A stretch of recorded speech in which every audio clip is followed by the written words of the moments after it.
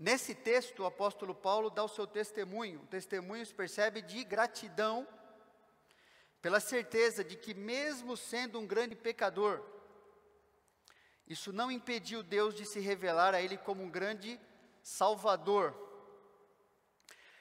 Percebe que ele tinha lembranças do seu passado ruim, lembranças que poderiam atormentá-lo eternamente.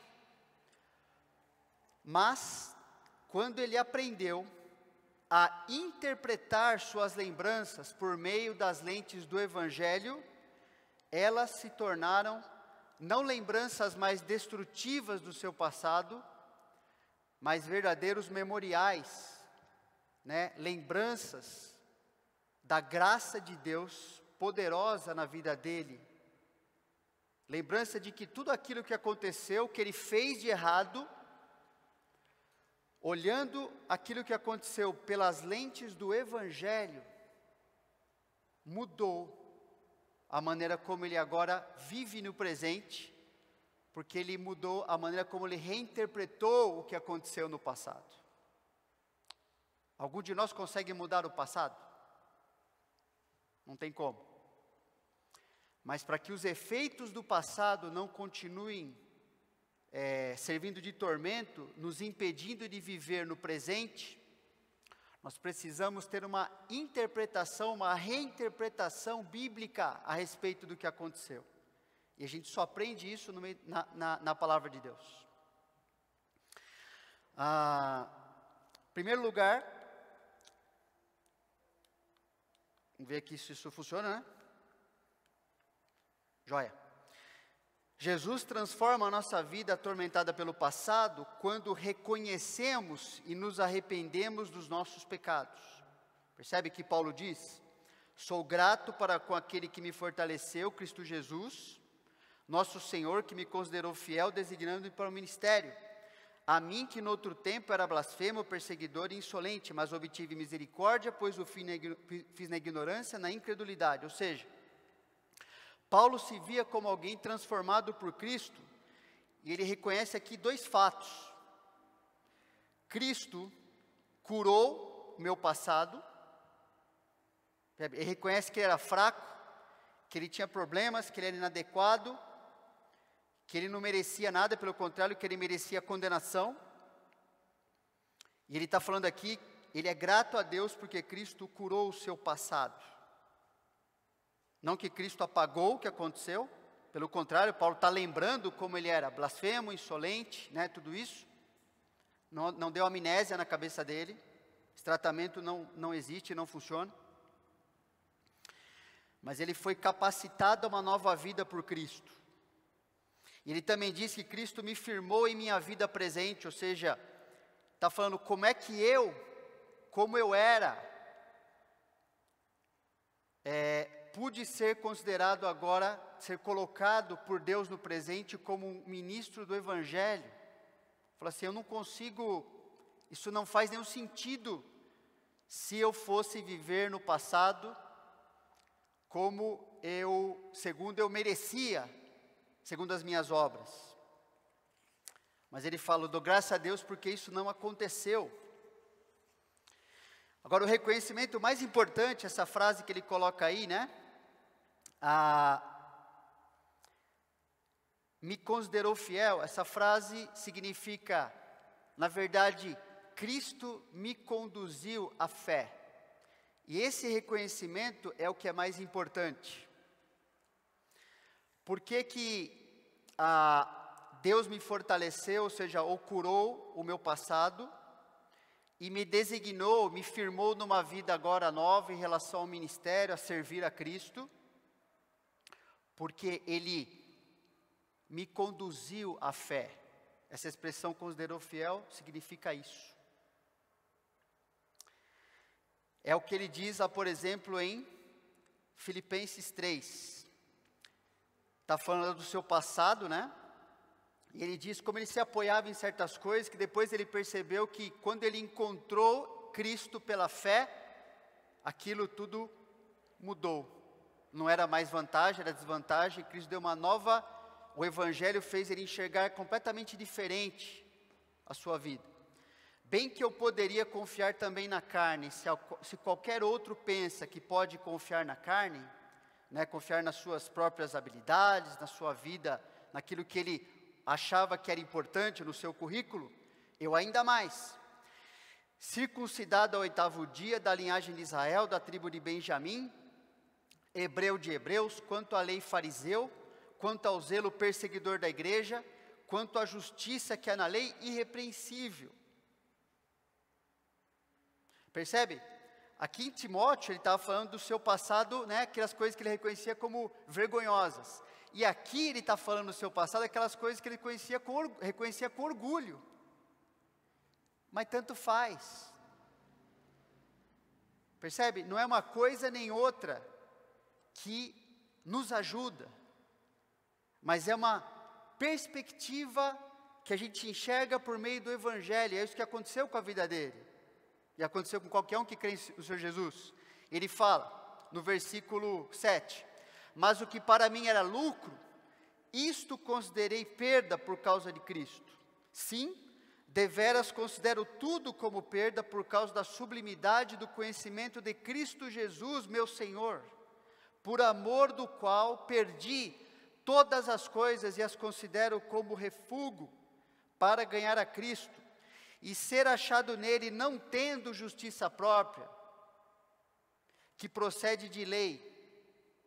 Agora ele explica, né? Senão a que é mediante a fé em Cristo, a justiça que procede de Deus baseado na fé, ou seja, mesmo aquelas coisas que eu tentei ajuntar, colecionar, a minha reputação, a maneira como as pessoas me olhavam, tentei construir uma imagem, tentei ser aceito por Deus, tentei ser aceito pelas pessoas baseado nisso. Ele diz, isso não foi bom para mim. Fazer isso não foi bom. O que foi bom é quando eu entendi que nada disso me tornava uma pessoa melhor. Mesmo que as pessoas aprovassem, mesmo que elas também fossem o valor da vida delas, coisas que elas também valorizavam, gostavam, ficavam perto de mim por causa disso, falou assim, isso não era bom. Não é isso que daria para mim a vida que eu estava buscando lá no passado. O que deu para mim a vida que eu estava buscando foi perceber que nada disso interessa, e o que interessa é ser achado justo diante de Deus, baseado na única forma possível, somente pela fé. Somente, não importa se eu vim com a vida cheia de pecado, que eu percebia, ou com a vida cheia de orgulho, que também é pecado. O que valeu, ele está falando aqui, Jesus me conduziu a crer nele. Ele me levou a colocar a minha confiança não mais em mim mesmo, não que eu poderia fazer, falar, impressionar os outros, isso não vale nada, Paulo falou. Cristo me levou a perceber que tudo isso só servia para nada. E quando eu percebi isso, o que ele percebeu? Que Cristo estava se oferecendo a mim, como meu Salvador. Ele estava oferecendo a mim uma vida, que a partir daquele momento, não importa o que eu tivesse feito, sido, o que tivesse acontecido, eu contra as pessoas contra mim, Cristo estava me recebendo para me ensinar a viver, baseado na justiça dEle, na reputação dEle, não em mim. E Paulo falou, aí eu encontrei a vida que eu estava sempre procurando. O passado de uma pessoa pode ser contado com gratidão no presente, somente se essa pessoa foi conduzida a Cristo Jesus pela fé. Senão ela está fingindo, senão ela está tentando dar um jeito de impressionar alguém, ela ainda está tentando fazer isso.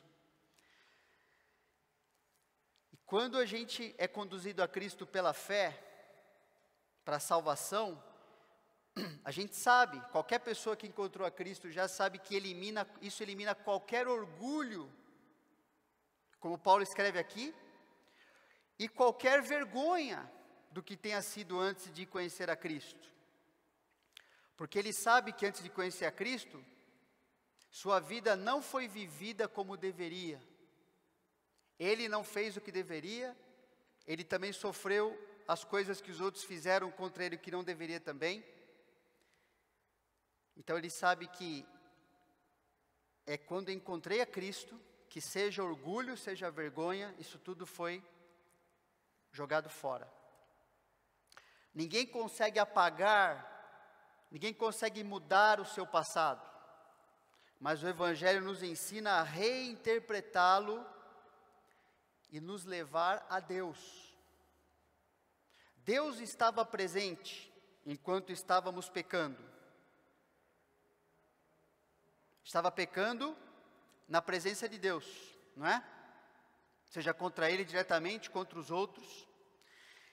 E foi justamente na situação onde nós estávamos pecando que aconteceu o quê? Que Ele nos libertou dos nossos pecados. É ali que Ele nos encontrou. Nunca vai existir um cristão na presença de Deus que antes de ser cristão, peraí, eu vou me limpar um pouquinho, vou dar um jeitinho aqui, deixa eu arrumar isso aqui, meu comportamento, deixa eu ver aqui, deixa eu me adequar para o Senhor me receber. Isso é o que Paulo tentava fazer antes de encontrar o Salvador. Quando ele percebeu que não tinha nada que ele podia fazer, e era justamente por isso que ele precisava de um Salvador, aí ele encontrou. Arrependimento bíblico começa com o reconhecimento dos pecados. Paulo falou a respeito de si mesmo que eu era blasfemo. Essa palavra significa que fala mal, difamador, repreensível, que injuria, é abusivo. Agora lembra que ele era judeu. O que significava para o judeu falar mal de Deus? Porque ele falava mal de Deus ou não? Quando ele perseguia os cristãos, o que ele estava fazendo? Que ele ia contra quem? Deus. Que estava escrito na lei de alguém que falasse mal de Deus? Pena de morte. Então Paulo sabia, na verdade, eu merecia estar morto. Perseguidor mandou matar cristãos. E insolente. Insolente significa alguém que, cheio de orgulho, aumentou uma linguagem insultante sobre os outros, ou comete contra eles atos vergonhosos e errados. E o contexto que ele escreve disso, se você for ver depois em Atos 26, fala que Paulo era tão violento em relação às acusações que ele fazia contra os outros, contra os cristãos principalmente, isso significa a palavra insolente. Ele não só dava um voto, levantava sua mão, ele era muito dedicado a prejudicar a vida de qualquer pessoa que não estava dentro daquilo que ele achava que devia estar. Paulo podia ser muito bem, se fosse nos tempos, se não tivesse convertido, um daquelas pessoas, né, que muçulmanos, por exemplo, que decapitam os outros simplesmente porque não abraçam a fé islâmica. Paulo era esse tipo de pessoa. E essa lista que está falando ali mostra a vida da pessoa menos provável, pensa, para ser o ministro do Senhor Jesus. Era justamente contra Jesus e os seus seguidores que ele vivia, ele queria ir perseguindo, ele fazia dedicado a isso. Então essa lista destaca a vida de um pecador condenado, não um inocente, mas um pecador que não recebeu a condenação merecida, porque ele fala o quê? Obtive misericórdia, porque eu fiz na incredulidade, na ignorância, eu não sabia o que eu estava fazendo. E muitas vezes nosso passado tem a ver com isso, não é? A gente vai vivendo, vai fazendo tanta coisa, a gente acha que é certo, e a Bíblia fala que não é. E quando a gente chega num ponto e fala assim, então, nossa, e agora, o que eu faço? Já estraguei bastante a minha vida. Aí você está pronto, você está pronta para que seu passado seja tratado? Está pronto para encontrar o seu Jesus? Ou como cristão, você está pronto a entender, falar assim, puxa, mas é justamente isso que Jesus veio fazer. Ele quer que eu reinterprete aquelas lembranças que ficam atormentando ali, reinterprete à luz do que Ele fala que é verdade na palavra dEle a meu respeito. O descrente não sente vergonha da sua vida, não sente vergonha das coisas que ele faz do passado, ele às vezes sente até orgulho. Por quê? Porque ele é dominado pelo pecado. O crente sente muita vergonha do pecado, justamente porque não é mais dominado pelo pecado. Olha esse trecho aí. Porque quando erais escravos do pecado, estáveis isentos em relação à justiça. Naquele tempo, que resultados colhestes? Somente as coisas de que agora o quê? Que eu sou crente, vos envergonhais, porque o fim delas é morte. Quando a gente estava antes de conhecer Jesus, a gente pecava, não tinha vergonha. Ninguém sente vergonha de fazer o que é errado antes de Jesus entrar na sua vida. Agora que estamos em Cristo, sim. E percebe, Paulo não tinha problema de falar do que ele era. Isso era vergonhoso, ele reconhece isso.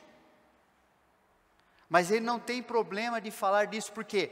Porque a sua maneira de olhar as coisas é por meio do Evangelho, não por meio do que ele acha, ou do que os outros acham dele, ou de uma necessidade de querer provar que não fiz isso não sou mal assim não, de esconder, percebe? Isso é prova do descrente, não do crente.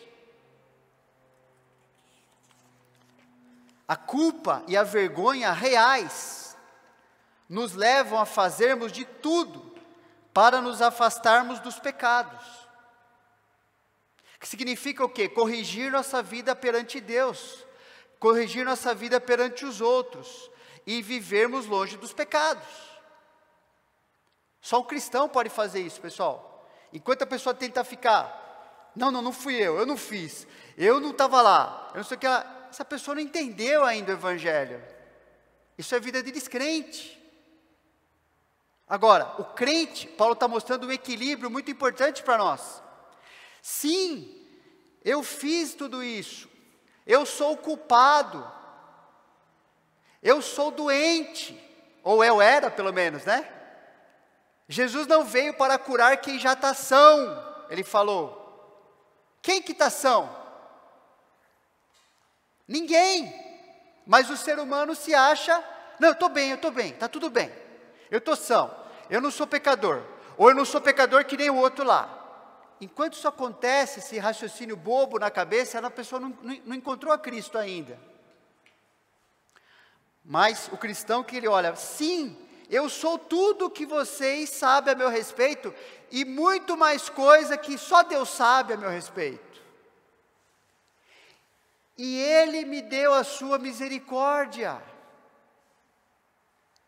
E é por isso que eu não preciso mais ficar escondendo, vivendo lá no passado, tentando fazer como se eu não tivesse acontecido aquilo.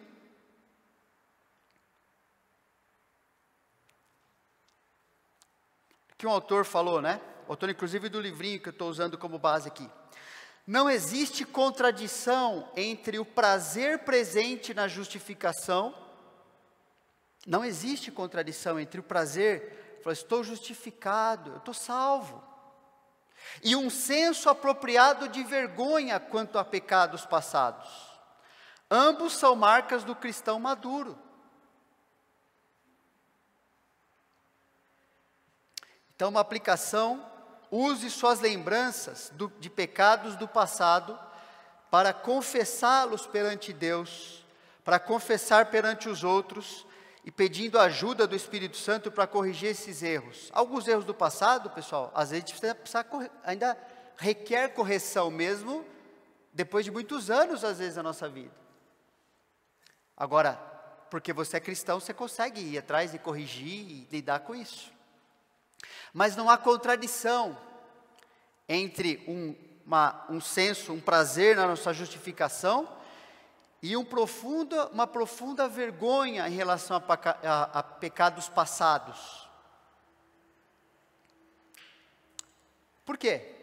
Número 2, porque Jesus transforma a nossa vida atormentada pelo passado quando somos gratos por sua graça e misericórdia. É o que ele diz no versículo seguinte: transbordou, porém, a graça de nosso Senhor com a fé e o amor que é em Cristo Jesus.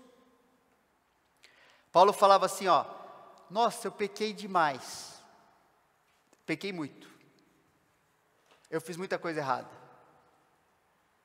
tenho muita vergonha do que eu fiz, eu não queria ter feito, se eu pudesse, não tinha vivido daquele jeito, se eu soubesse que era Jesus antes de começar a perseguir os cristãos, se eu soubesse que o orgulho que eu tinha de mim mesmo não ia adiantar nada, só estava me prejudicando, se eu soubesse, que minha tentativa de autojustificação, de querer que as pessoas me aceitem como eu sou, Deus me aceitar como eu sou, isso não servia para nada, só me levava para longe do que eu devia estar.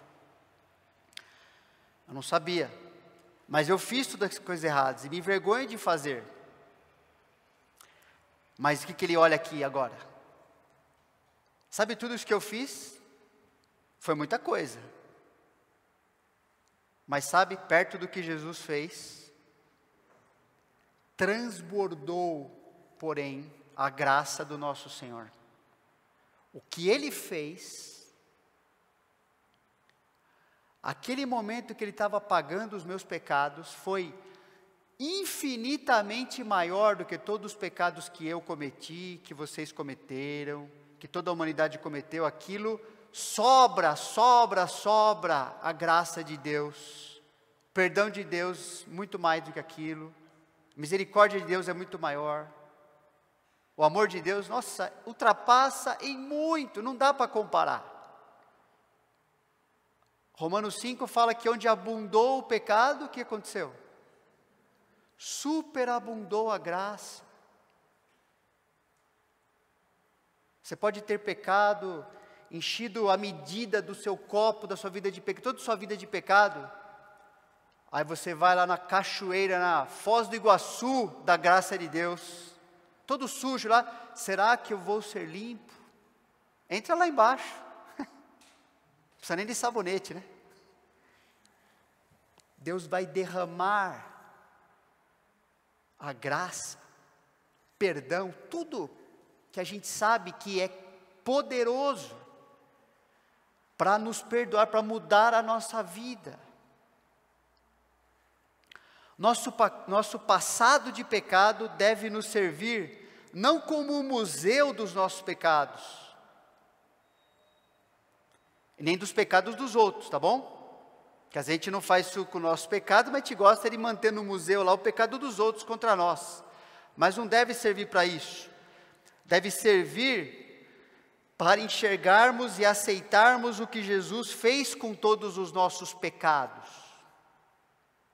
Devemos focar, Paulo está falando aqui, eu olho, eu tenho vergonha, eu reconheço o que eu fiz, mas eu não vou viver no presente ali, eu vou focar nos meus pecados não com admiração,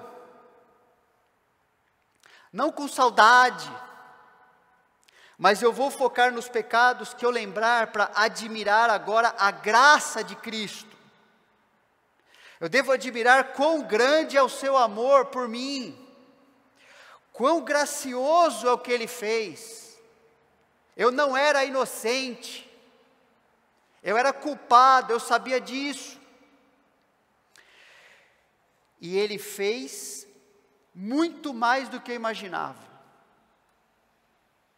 Pecadores como nós, como eu, como você. Eu devo agora admirar a fé que Ele colocou no meu coração, para que eu experimentasse o que Ele fez por mim.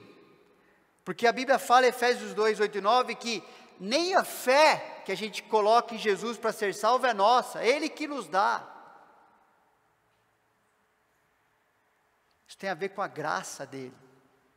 Nenhum ser humano tem capacidade nem de perceber a sua necessidade do Senhor Jesus para ser perdoado. Ele não tem nada que ele pode oferecer. Eu vou dar a Deus meu coração. Para que Deus quer isso aí?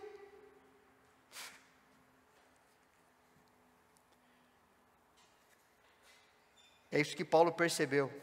Transbordou, porém, a graça de nosso Senhor. Transbordou a fé. Transbordou o amor. Que existe e só existe em Cristo Jesus.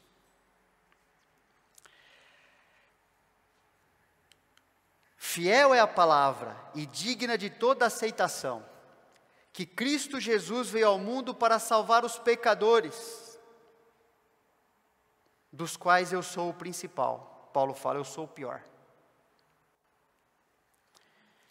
Paulo equilibrava a sua vida, porque ele cria na suficiência da palavra, percebe? A palavra é fiel, ela é digna, ela precisa ser aceita. É a palavra de Deus. Essa palavra apontava para Jesus como um Salvador suficiente. E apontava para Paulo como o pecador mais necessitado, mais deficiente, mais carente de receber essa salvação. Falou, então está tudo certo. Se Jesus é o Salvador que Ele é, e eu sou o pecador que eu sou, está tudo certo. É isso que eu preciso. Se nossa atenção estiver na dignidade de Jesus Cristo, conseguiremos atentar para a nossa indignidade, né? Cristo Jesus veio ao mundo para salvar os pecadores. Se eu lembrar quem Jesus é e o que Ele veio fazer aqui, rapidamente eu entendo quem eu sou. Eu vejo a minha indignidade. Porque diferente de Jesus, Ele não é pecador, mas nós somos. E o que acontece, quanto mais a gente atenta para isso, e olha para a lembrança do nosso pecado, através da graça de Deus, olhando para o que Jesus fez por nós e continua fazendo todo dia, nos transformando pela graça, o que acontece com o nosso coração? Gratidão, irmãos. Gratidão. Por que a gente reclama tanto? Por que a gente não se dedica tanto? Por que a gente vive pior do que devia? Porque a gente não gasta tempo olhando para isso aqui. Não gasta tempo suficiente olhando para quem Jesus é, o que Ele fez por você. E daí eu fico cheio de mim mesmo. E quando eu fico cheio de mim mesmo, eu acho que o mundo todo tem que me servir. Tem que me agradar. Eu mereço. Eu esqueço que eu sou um pecador miserável. Eu começo a achar que eu sou uma grande coisa. Porque eu não estou olhando para Jesus como eu precisava olhar.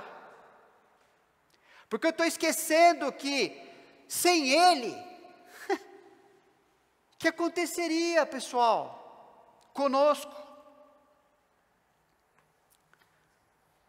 As tentativas fúteis de apagar e negar o nosso passado, ou de tratar as pessoas baseado no que elas fizeram contra nós, é a prova de que não estamos contemplando a Cristo como deveríamos. E por isso não nos enxergamos como o pior dos pecadores. A gente enxerga elas como o pior dos pecadores. E dessa forma também nós não vivemos gratos pelo fato de que nossa vida não é determinada pelas consequências que merecemos. Paulo fala, eu obtive misericórdia. Transbordou a misericórdia a meu favor. Eu não recebi o que eu merecia. Mas eu recebi a transformação que eu não merecia. Graciosamente Deus está mudando a minha vida. Porque Cristo me salvou para isso. Então não adianta, essas tentativas fúteis só nos atrapalham. Esconder, negar, camuflar e tentar, não fui eu. Tentar fazer qualquer outra coisa é maneira inútil. Você precisa pegar a tua lembrança do passado, do pecado, e falar assim: agora eu vou interpretar conforme o evangelho que me alcançou. Agora eu vou usar o passado para mostrar como a graça de Deus salvou até alguém como eu. E aquela lembrança não vai te atormentar mais. Porque você vai estar lidando adequadamente com aquilo. Você não vai estar tentando se agarrar justamente às coisas que te deixaram longe de Deus. Serviram para nada. Serviram para o que é pior, na verdade. Você pega o seu passado, os seus pecados, fala: sim, muitos, eu era o pior. Mas para o pior também tem jeito. E sobra a graça de Deus para o pior. Paulo falou: é isso que eu tive na minha vida, é isso que eu experimentei. Quando lembrar de suas falhas, agradeça pelo perdão que Cristo lhe deu e pela transformação que Ele está realizando em sua vida. Faz isso como exercício diário. O diabo vai tentar acusar você: mas você é isso, você é aquilo. Você fala assim: não, peraí, realmente eu era isso aqui, mas sabe o que eu sou agora? Transbordou a graça a meu favor. Eu era o pior dos pecadores e Jesus veio para isso mesmo, então está tudo certo. Agora é assim que eu sou. E número 3, Jesus transforma a nossa vida atormentada pelo passado quando vivemos como exemplos da esperança a outros pecadores. Isso é muito importante. Quanto tempo eu tenho ainda? Acabou? Não. Eu preciso terminar isso, pessoal. Paulo fala: fiel é a palavra e digna de toda aceitação, que Cristo Jesus veio ao mundo para salvar os pecadores, dos quais eu sou o principal, mas por essa mesma razão me foi concedida a misericórdia, porque em mim o principal, para que em mim o principal evidenciasse Jesus Cristo a sua completa longanimidade e servisse eu de modelo a quantos hão de crer nele para a vida eterna. Depois desconto na outra mensagem. Nosso passado de pecado deve nos servir, não para estabelecermos nossa identidade nele, mas para lembrarmos que pela misericórdia e graça de Deus, nossa identidade está estabelecida em Cristo para sempre. Quando vivemos conforme nossa identidade em Cristo, nossa vida vai apresentar 2 frutos: humildade, ou seja, uma profunda visão de si mesmo como sendo o mais improvável merecedor do amor de Deus. Eu sou um pecador, perdoado. Teve que Deus morrer na cruz para salvar alguém como eu. Mas Ele me salvou. Ou seja, não tem nada a ver comigo, tem a ver com Ele. Pergunta: o que mudaria em mim, o que mudaria em você,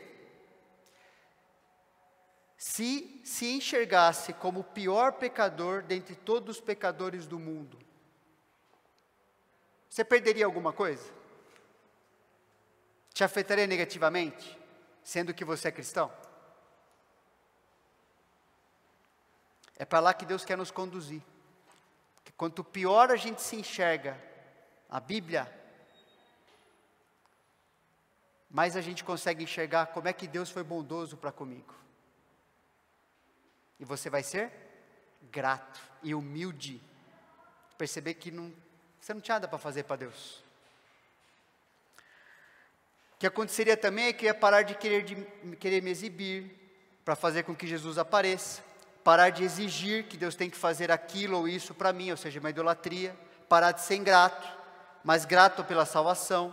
Parar de desobedecer a Deus, mas eu ia obedecer de modo que todos saibam que agradar a Deus e exaltar a Deus é o meu alvo mais elevado na vida. É isso que eu ia fazer se eu realmente me enxergasse como o pior de todos os pecadores do mundo. Não foi isso que aconteceu com Paulo?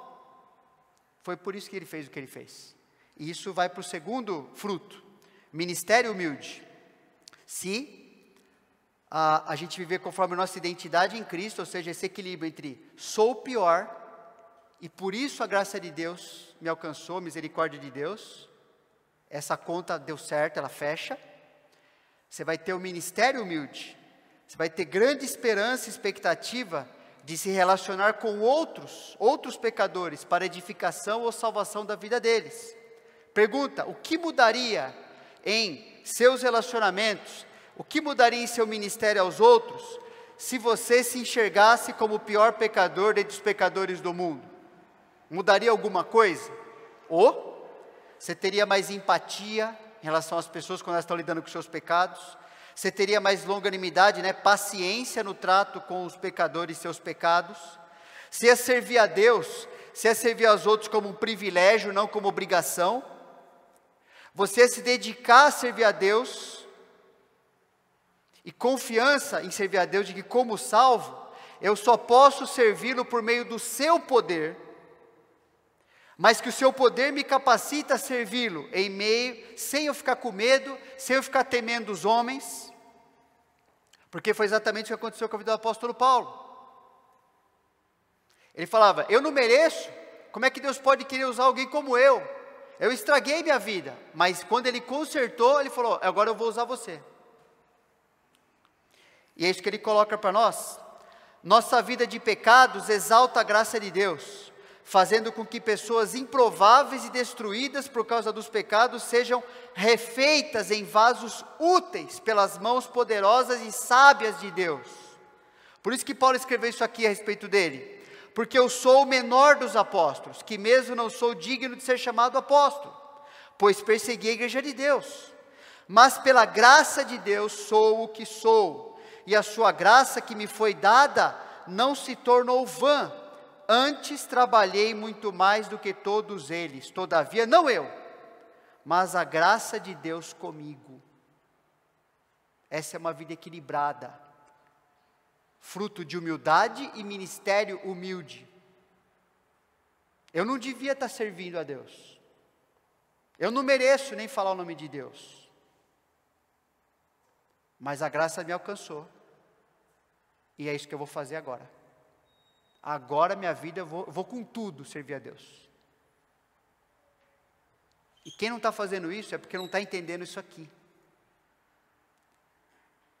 não está lidando com o seu passado como devia lidar. E Paulo finalmente fala, e Jesus ensina que ele transforma a nossa vida atormentada pelo passado, quando vivemos para adorá-lo como nosso único Deus. Assim ao Rei eterno, imortal, invisível, Deus único, honra e glória. A gente cantou aqui, né, Dudu? Honra e glória para sempre.